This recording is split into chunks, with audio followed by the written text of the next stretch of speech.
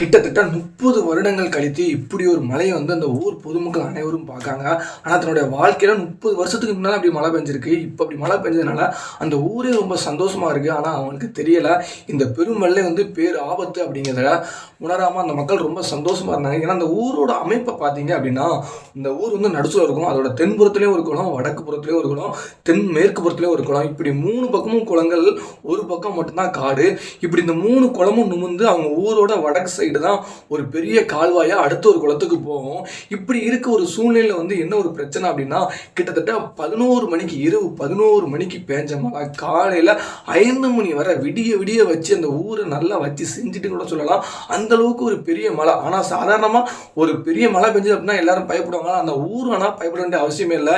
ஏன்னா அந்த ஊரோட மண் எப்படிப்பட்ட மண் அப்படின்னு நினைச்சீங்கன்னா, எவ்வளவு தண்ணி ஊத்துனாலுமே கீழே இழுத்துக்கிடும். அதாவது தண்ணி பெறுவதில் வாய்ப்பே கிடையாது. அந்த அளவுக்கு அந்த ஊர் மண் வந்து அவ்வளோ அற்புதமான மண். இதை எல்லாருமே எதிர தெரியும். அதனால எந்த ஒரு பிரச்சனையும் இல்லாமல் தன்னோட வழக்கமான பணியை பார்த்துட்டு எல்லாரும் போயிட்டாங்க. ஆனால் அந்த ஊரே இந்த பெரிய கால்வாய் பக்கத்தில் இருக்கு. என்ன காரணம் அப்படின்னா 3 குளங்களும் அவ்வளோ பெரிய குளங்க. அந்த பெரிய குளங்கள்லாம் நுமுந்து ஒரு பெரிய கால்வாய்க்கு வரணும் அப்படின்னா அப்போ எவ்வளோ தண்ணி வரும் பாருங்க. எவ்வளோ பேர் கூடி நின்று பார்ப்பாங்க. இதை பார்க்க அந்த ஊரே பெரும் மகிழ்ச்சியோடு பார்த்துட்டு இருக்காங்க. ஆனால் அவங்களுக்கு தெரியாது இது ஒரு பெரிய ஆபத்தே வர வைக்க போகுது அப்படின்னு சொல்லி. இப்படி இதெல்லாம் ஒரு பக்கம் பேய்கிட்டு இருக்கல, தன்னோட வழக்கமான விளையாட்டுக்காக படிக்கும் சிறுவர்கள் 20 பேர் வந்து எப்பவும் அவனுடைய வழக்கமான விளையாட்டுக்காண்டி மேற்கு இருக்க குளத்துக்காண்டி விளையாட போவாங்க. அப்படி விளையாட போயில அந்த மேற்கு குளத்தை போய் பார்க்காங்க. அவ்வளோ தண்ணி எல்லாரும் பார்த்துக்கிட்டு இருக்காங்க. ஆனால் அவங்க அந்த கரைக்கூடியே நடந்து வந்துட்டு இருக்காங்க. எல்லாரும் அந்த தண்ணி வார இடத்துல நிற்காங்க, தண்ணி போகிற இடத்துல நிற்காங்க. தவிர கரையில் யாருமே இல்லை. ஆனால் கரையில் நிற்கிறது ஒரு பிரச்சனையே கிடையாது. அந்த கரை வழியாக அப்படி பார்த்துக்கிட்டே போய்கிட்டே இருக்காங்க. இந்த சிறுவர்கள் என்ன பண்ணிட்டு இருக்காங்கன்னா, அந்த கரையிலேருந்து நடந்து வரும்போது கீழே பார்க்காங்க. அந்த பெரிய குளம் நுமுந்து இருக்கிறதுனால கீழே அந்த எலிப்பந்து கூடி கொஞ்சம் தண்ணி வந்துக்கிட்டு இருந்திருக்கு. இவங்களுக்கு எலிப்பந்து தண்ணி வருதுனால ஊத்தடிக்கு அப்படின்னு சொல்லிட்டு அந்த எலிப்பந்தை நல்லா நோண்டி விட்டுட்டு போயிட்டாங்க. ஏற்கனவே குறையா வந்துக்கிட்டு இருந்த தண்ணியில் இன்னும் கொஞ்சம் அதிகமாக வந்துக்கிட்டே இருக்கு. இப்படி நோண்டி விட்டுட்டு போனதுனால அது வந்து மண் அரிப்புப்பட்டு கொஞ்சம் கொஞ்சமாக இருக்க பெருகிட்டு இருக்கு. இது எந்த குளம் அப்படின்னா ஊருக்கு மேற்கு புறமா இருக்கிற இடத்துல ஒரு குளத்துல போய்கிட்டு இருக்கு. இதெல்லாம் பண்ணி விட்டுட்டு அவங்க வந்து தன்னுடைய அடுத்த குளத்தை நோக்கி அவங்க போயிட்டாங்க. எப்படி அப்படின்னா இவங்க வந்து ரெகுலராக அந்த 3 குளத்துல 2 குளத்துல போய் விளாண்டு வருவாங்க. அதே மாதிரி போயிட்டாங்க. அப்படி 3வது தெற்குப்புற இருக்கிற குளத்துக்கு போய்கிட்டு இருக்கும் போது தான் அவங்க சொல்றாங்க, இந்த குளத்துல எவ்வளவு தண்ணி வருதுன்னு பார்க்கணுன்ட்டு ஒரு சிறுவன் மட்டும் ரொம்ப வேகமாக ஓடுதான்.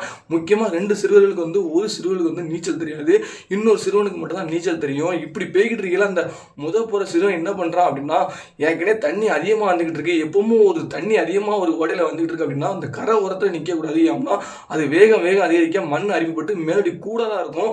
இதை தெரியாத அந்த சிறுவன் வந்து ஓடமா தன்னுடைய வழக்கமா போய் நிற்க இடத்துல பணியை பார்க்கணும் அப்படின்னு சொல்லிட்டு ஒரு மரத்து பக்கத்துல போய் வேகமா ஓடுறான். ஓடி போய் நிற்க அப்பந்தான் அவனுக்கு தெரியுது அது ஆல்ரெடி கரையை அரிச்சிட்டு மேலடி மட்டும்தான் கூடான்னு இருக்கு. போய் நிற்கவுமே அந்த வெயிட் தாங்க முடியாம அப்படி சரிஞ்சோன்னா இவனுக்கு நீச்சல் தெரியாது அப்படின்னால அவன் அப்படி இந்த தண்ணி போட்ஸுக்கு அதுக்கும் ரொம்ப வேகமாக அரிச்சிட்டு போகுது வடக்குள்ள குளத்துல.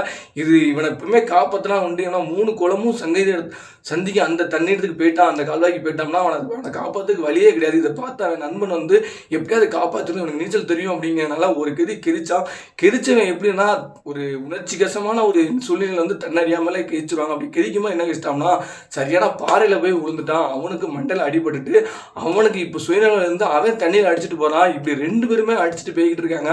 ஒரு பக்கம் இவங்க செஞ்சு வந்த காரியத்துல என்ன நடக்குன்னா, அந்த எலிப்பந்துல குறையா தண்ணி வந்து ரொம்ப பெரிய தண்ணி வந்து அந்த கரையை உடையத அளவுக்கு பெரிய ஆயிடுச்சு. இது ஊர் மக்கள் எல்லாருமே போய் பார்க்க வேண்டிய நிலைமையில அங்கே போறாங்க. அதுக்குள்ள ஒரு பெரிய குளமே உடஞ்சி ஊருக்குலாம் தண்ணி வந்துட்டு இந்த பக்கம் இந்த 2 சிறுவர்களும் இறந்து போயிட்டாங்க. இப்படி அந்த ஊருக்கு ஒரு பெரிய ஆபத்தே வந்து அந்த பெரிய மழை வந்து பேர் ஆபத்திலே முடியும், பெரும் மகிழ்ச்சியிலே முடியும். மழை நேரங்கள்ல ரொம்ப பாதுகாப்பாக இருங்க, அதுதான் மிக முக்கியம் அப்படின்னு சொல்லி இந்த வீடியோ பிடிச்சிருந்தா சின்னதாக ஒரே லைக் அண்ட் ஷேர் பண்ணுங்க. நம்மளோட சேனலை சப்ஸ்கிரைப் பண்ணி விட்டுருங்க.